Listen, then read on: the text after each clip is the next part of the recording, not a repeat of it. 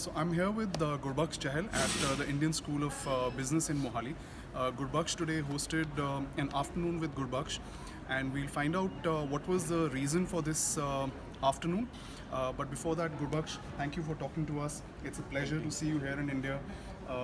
It's really, really impressive how you, at a very young age, have had so many exits in businesses which have been multi-million dollar exits.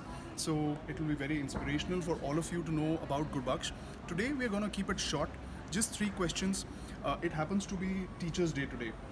So Gurbaksh, who your teachers have been? So teachers, I would say my teacher's been, I've looked at role models differently. I think that role models actually give you energy to keep moving forward. They give you that support system when things are down. They give you that love and care, right? So for me, I've always looked at my grandmother as my support center. She wasn't a business person, she didn't need to be, but she actually fostered the growth that I needed, fostered the love that I needed, and I forever will I forever will be grateful for it. Fantastic. Gurbaksh, if you can share with us, what are the three things that you would like people to learn from your journey so far? What can they learn from you? Well, there's a lot of things that are different now. I think there's a lot more opportunity now than when I started 20 years ago. Age is no longer, a problem. Location is no longer a problem. The amount of capital that's being available is far greater than it was before. The best times that you can actually innovate and create something is now. So the stars are aligned, you could say, for entrepreneurs right now. If there's a time to be an entrepreneur, it's now. Right. So, using that as as the goal, I think what people can do is don't take whatever I did as the solution. Don't look at other entrepreneurs and say, it's because he did it, I'm going to do it that way.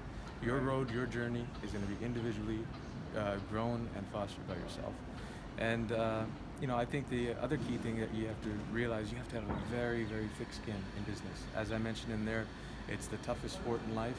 It's also where you have to be the most craziest athlete for, because you will face rejection and you will face depression, anxiety, all through at once. So you have to have a strong-willed mind, right? People will reject you. Your company will, face a lot of down days, but you have to face the idea that that's just for the day, right? One day at a time.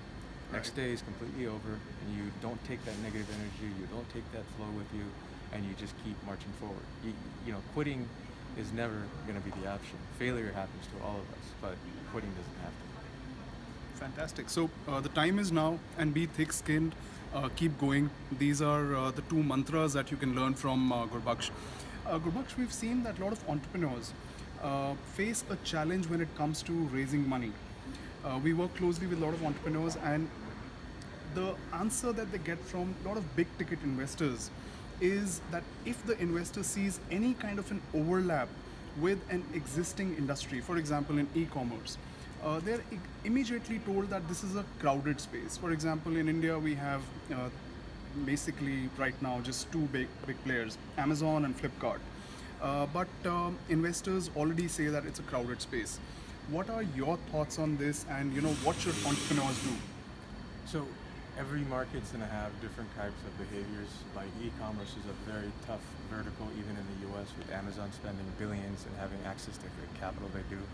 But if there's a niche, right, then you can go ahead and build on it. I mean, Snapdeal is an example that's reviving from, building something and again and starting fresh. So if e-commerce is your choice, you have to think different. You have to have some value that you're adding that Amazon can't, right? And that becomes sometimes a challenge, but also the opportunity. And other verticals, I mean, yeah, you're going to get rejected all the time with VCs. That's their job. Their job is to reject 99 or maybe 999 and bet on one, right?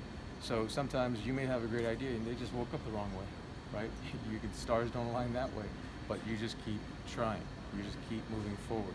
I've had many times where I was rejected, even when I had a profitable multi-million-dollar business, and I kept getting shot out, rejected.